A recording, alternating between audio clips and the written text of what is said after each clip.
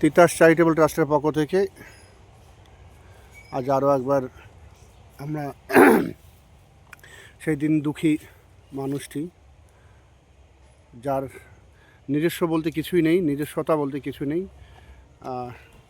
আত্মীয় স্বজন সেরকম কিছুই নেই, এরকম একটি ঘরে বাস করেন। গত 4 বছর আগে আমরা তিতাস চ্যারিটেবল ট্রাস্টের পক্ষ থেকে এই ছোট্ট কুড়ে ঘরটি তৈরি করে দিয়েছি। তিনি এখন এখানেই আপাতত আছেন। আগে প্লাস্টিকের ছাউনি দেওয়া একটা মানে আদিম যুগের গুহাতে ছিলেন। আমরা সেখান থেকে একটু চেষ্টা করেছি কিছু ভালো রাখার। আজকে আমরা তার জন্য খাদ্য সামগ্রী নিয়ে এসেছি।